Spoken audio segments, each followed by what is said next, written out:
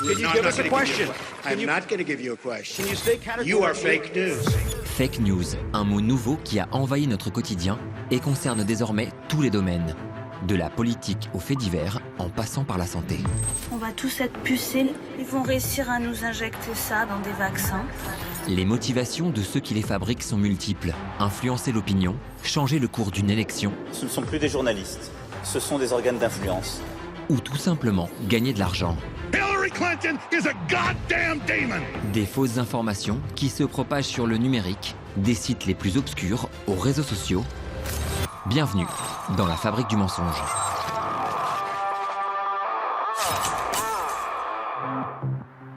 C'est l'histoire d'un homme qui est à l'origine des pires fake news qui ont circulé sur Internet durant les 2 dernières décennies, Alex Jones. The New World Order, I guess, has read that God's going to destroy the earth next time by fire. Michelle Obama, Barry Soetoro's wife, the fraudulent first lady admitting born in Kenya. Alex Jones, le pape du complotisme, qui a su, au fil des années, infiltrer les géants du web et utiliser leurs outils pour créer un empire conspirationniste. Il y a des gens qui détruisent toutes les valeurs que représente l'Amérique. Et Alex Jones est tout en haut de la liste. Un homme dont les théories haineuses déversées sur tous les canaux disponibles ont été reprises par des hommes politiques. Donald, thank you for joining us. Thank you, Alex. Great to be with you. Alex Jones, un homme qui a surtout pu prospérer pendant près de 20 ans en profitant de la passivité des réseaux sociaux. Alex Jones était très présent sur les réseaux sociaux et les plateformes l'ont beaucoup aidé. Alex Jones, un cas qui interroge. Pourquoi s'est-il développé pendant si longtemps sans que personne ne l'arrête? Comment a-t-il gagné des millions en propageant des mensonges?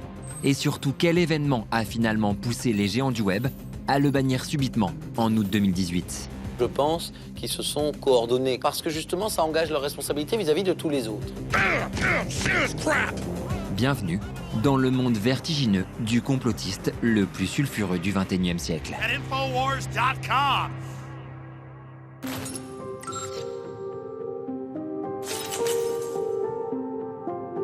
Alex Jones grandit dans les années 80 à Roswell, une banlieue bourgeoise de Dallas, au Texas. Son père était dentiste et sa mère femme au foyer. Ils étaient républicains conservateurs. Rien d'inhabituel, surtout dans un État comme le Texas. Au lycée, Jones lit la Bible des conspirationnistes. Non der Colit Conspiracy.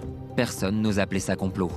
Écrit par Gary Allen, un ancien journaliste, ce livre va changer la vision du monde du jeune Alex Jones.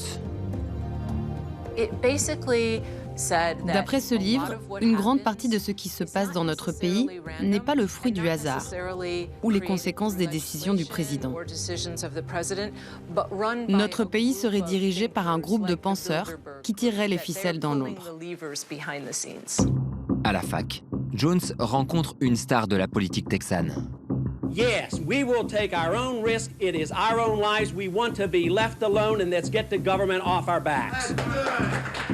Ron Paul, le leader d'un mouvement typiquement américain, les libertariens. Le mouvement libertarien, ce qui le définit, c'est très simplement la haine de l'État. C'est-à-dire que l'État est intrusif. Il s'insère dans la vie des gens. Il leur dit ce qu'il faut faire, ce qu'il ne faut pas faire. C'est une source constante de limitation de la liberté individuelle des citoyens américains. Des idées qui inspirent Alex Jones et dont il commence à faire la publicité sur les ondes d'une radio locale d'Austin, où il a trouvé un job d'animateur. In my arms. Yeah, that's Alex Jones, baby. All right, we're talking about some serious issues today. We're talking about how... Nous sommes en 1995. À l'occasion d'un événement dramatique, Jones va faire sa première sortie conspirationniste. À Oklahoma City, un attentat à la voiture piégée visant un bâtiment fédéral fait 168 morts. The witnesses that we talked to, they said that they heard the explosion a little bit after 9 o'clock. Immédiatement après l'attentat, la police arrête le coupable, Timothy McVeigh, un milicien d'extrême droite. Sur les ondes de la radio locale, Alex Jones dénonce très vite un complot et accuse le gouvernement d'être à l'origine de l'attaque. Des thèses qu'il va défendre pendant 3 ans, jusqu'à son licenciement pour incitation à la haine. Nous sommes en 1999. Alex Jones a 24 ans et Internet explose. Il a alors l'idée de créer Infowars, son propre média en ligne. The war has already begun. It's an information war. It's a war being fought right here in the human mind. 11 septembre 2001. Avec les tours du World Trade Center, une certaine idée de l'Amérique s'effondre, celle d'un pays intouchable. Le 11 septembre est un événement traumatique et traumatisant pour les Américains. C'est un attentat d'une ampleur inédite sur le sol américain. Il va donc falloir trouver une explication qui est plus acceptable que la version officielle. And for many years, I've been exposing the criminal elite, also known as the New World Order. Pour Alex Jones, une fois encore derrière les attentats, il n'y a pas Ben Laden et Al-Qaïda, mais évidemment le gouvernement américain. Ladies and gentlemen, more terrorism is on the way. September 11th was only the latest in a long line of terror events worldwide in recent history, being orchestrated by the shadow government globally to usher in a system of total control. Une thèse qu'il partage alors sur son site infowars.com et qui, en ce début des années 2000, entre les blogs et les boucles de mail, trouve rapidement un écho dans la société américaine. Le 11 septembre a donné une audience beaucoup plus large à Alex Jones. Cela ne veut pas dire que tous les Américains savaient précisément qui il était, mais une partie significative du pays a compris ce qu'il représentait et était intéressée par ses théories sur le 11 septembre. Avec cette théorie du coup monté, dite de l'inside job, Alex Jones devient une personnalité dans le petit monde des complotistes. Mais il va bientôt trouver le moyen de connaître une audience mondiale. En 2005, dans la banlieue de San Francisco, 3 jeunes entrepreneurs lancent un site d'hébergement de vidéos en ligne. Son nom, YouTube. Alex Jones comprend très vite l'intérêt d'occuper ce nouveau terrain. En novembre 2007, le Texan est producteur de ce qui va devenir le premier blockbuster numérique, Loose Change Final Cut. We have been and continue to be lied to about the events of September 11th. Un pseudo-documentaire de 130 minutes qui compile toutes les thèses conspirationnistes sur le 11 septembre. And that elements within the United States government and mainstream media continue to cover up the truth. Le succès est immédiat. Loose Change affiche rapidement des millions de vues sur YouTube. Depuis Loose Change, on a en quelque sorte eu énormément d'imitateurs, d'individus qui, chez eux, dans leur cuisine, dans leur salon, ont voulu créer leurs propres vidéos mises en ligne sur une plateforme de diffusion numérique pour essayer de devenir le futur Spielberg des complotistes. Alex Jones devient peu à peu une star chez les complotistes et son site une référence. S'il peut s'exprimer en toute impunité, c'est qu'aux États-Unis, le premier amendement de la Constitution lui garantit une liberté d'expression totale. C'est ce qu'on appelle le free speech. Il n'y a pas l'équivalent aux États-Unis des lois françaises qui limitent la liberté d'expression en interdisant le discours raciste, le discours antisémite, le discours négationniste. Jamais le gouvernement américain ne pourra, par exemple, imposer la fermeture d'un média ou mettre un journaliste ou un animateur en prison pour les propos qu'il a tenus. Le free speech, une notion revendiquée alors par les dirigeants des réseaux sociaux pour expliquer leur passivité vis-à-vis des contenus haineux et complotistes postés en ligne. Yes, we can. 4 novembre 2008. Thank you. God bless you. And may God bless the United States of America. Barack Obama est élu président des États-Unis. Jeune, progressiste et noir, Obama incarne tout ce que déteste Alex Jones.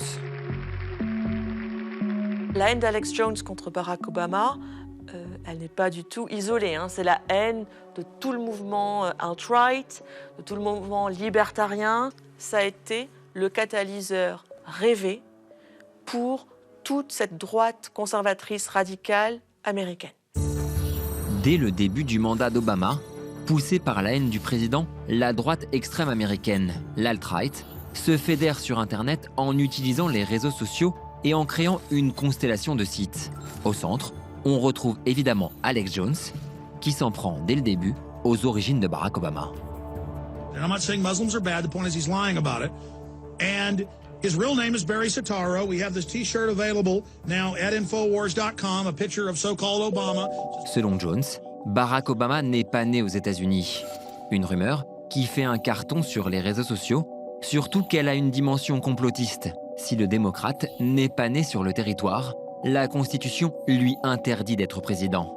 Cette fausse information prend même tellement d'ampleur qu'Obama, en personne, est contraint de la démentir. Now, let me just comment first of all on the fact that this issue has been going on for 2.5 years now. I think it started during the campaign. And I have to say that over the last 2.5 years, I have watched with bemusement. I've been puzzled at the degree to which this thing just kept on going. Every news outlet that has investigated this confirmed that, yes, in fact, I was born in Hawaii, August 4th, 1961, in Kapiolani Hospital. You know, before, these were... Vous savez, il y a toujours eu des extrémistes, mais ils n'étaient pas très visibles. Ce sont les réseaux sociaux qui leur ont permis de gagner en notoriété. Et nous avons vu ensuite les dangers que ça peut engendrer. La machine est lancée. Jones multiplie les attaques en cherchant à chaque fois à rendre ses fake news les plus virales possibles. En août 2009, il détourne le film Batman. Hey everybody, it's me, your good friend, the Obama supporter. And we're about to go out and spread some love for the president, the good puppet of Joker International, worldwide, the offshore criminal banks raping America and laughing all the way to the bank. Pour dénoncer les nombreuses aides que veut mettre en place Barack Obama, Alex Jones fait un photomontage du président, grimé en Joker, le méchant de Batman. Le visuel, tiré de la pop culture, fait le tour du monde et inonde les réseaux sociaux. Elizabeth Williamson, journaliste au New York Times qui a rencontré Jones pour une enquête, se souvient d'avoir été marquée par le comportement du complotiste. Quand nous avons terminé l'enregistrement, il a immédiatement changé d'attitude. Il se comportait comme un homme d'affaires qui vous fait visiter son entreprise. Il en était très fier. Il nous disait « Voici les gens qui travaillent pour moi, ici ce sont mes bureaux ». Donc dans une certaine mesure, je pense qu'il reconnaît son rôle d'agitateur médiatique. Jones est en effet devenu un businessman du complotisme, à la tête d'un véritable petit empire. En plus de son site Infowars, il a désormais une chaîne YouTube, des podcasts sur Spotify, une application sur l'Apple Store et des comptes avec des milliers de followers sur les plus grands réseaux sociaux. Jones fait même de la publicité façon téléachat complotiste. A clean, toxic-free body is the foundation of true health. Introducing Deep Cleanse by InfoWarsLife.com. And now you can protect yourself from corrupt cops with the InfoWars Dashcam. Entre ses produits dérivés et les recettes générées par les pubs sur Infowars, Alex Jones gagne plus de 10 millions de dollars par an. Avec Barack Obama, il a trouvé l'ennemi idéal. En 2012, alors que le démocrate est en course pour un second mandat, Jones confie même à ses collaborateurs « Si Obama perd, nous sommes fichus ». And breaking news. The breaking news is coming to us out of Connecticut. Apparently about 9:30 this morning, a gunman walked into an elementary school. A school shooting at an elementary school. 27 people dead, including 20 elementary school students. Décembre 2012. Adam Lanza, 20 ans, ouvre le feu dans l'école primaire Sandy Hook, dans le Connecticut. Il tue 26 personnes, dont 20 enfants. She always had something kind to say about anybody. The comfort that we can find that at least we know that there's other people that are in the same boat that we are. Sandy Hook, l'une des pires tueries de masse de l'histoire américaine, sauf pour Alex Jones, qui franchit encore un palier dans l'indécence. Sandy Hook is a synthetic, completely fake, with actors. Alex Jones s'est fait le porte-parole d'une théorie du complot particulièrement vicieuse, selon laquelle c'est un événement monté de toutes pièces par le gouvernement, où il n'y a pas eu de tuerie, il n'y a pas eu d'adolescents avec des armes dans l'école, il n'y a pas eu 26 morts. Alex Jones applique comme toujours sa grille de lecture complotiste. Cette attaque aurait été orchestrée par l'administration Obama pour remettre en cause le port d'armes. Alex Jones s'est servi d'une information qui aurait pu être vraie, selon laquelle Barack Obama et son administration étaient favorables à des lois plus strictes concernant les armes à feu. Et comme d'habitude, il a transformé ça en quelque chose d'absurde. Sauf que cette fois-ci, les théories d'Alex Jones ont des conséquences bien réelles. Sur les réseaux sociaux, les complotistes sont désormais persuadés que la tuerie n'a jamais eu lieu. Sandy Hook n'est qu'un canular orchestré par le gouvernement avec la complicité des parents. Convaincus que les parents des victimes sont des comédiens, les complotistes se mettent à les harceler. Sur Facebook, des familles sont obligées de supprimer les pages créées en mémoire de leur enfant. Et certains sont même traqués dans la vraie vie. Le père de Noah, 6 ans, menacé de mort par les complotistes, témoigne de l'enfer qu'est devenu sa vie. I'm such a prime target for them in terms of directing hate at me. So I'm kind of accustomed to the Clark Kent life of people don't really know who I am in everyday walks of life, and I'm mindful of my safety. Ce contexte de menace réelle ne pousse pas pour autant les géants du web à intervenir en modérant par exemple certains contenus ou en fermant des comptes et des pages incitant à la violence contre les parents de victimes. Pourquoi est-ce que les géants de l'Internet ne réagissent pas et ne l'empêchent pas de parler?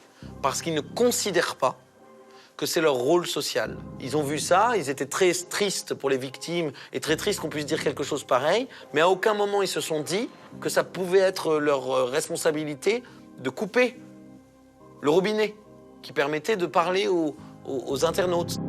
À ce moment-là, Alex Jones ne sait pas encore que cet épisode va provoquer sa chute. All I know is the official story of Sandy Hook has more holes in it than Swiss cheese. Lui continue à développer sa multinationale du complot en se mettant au service d'un homme qu'il juge prometteur. He is a maverick.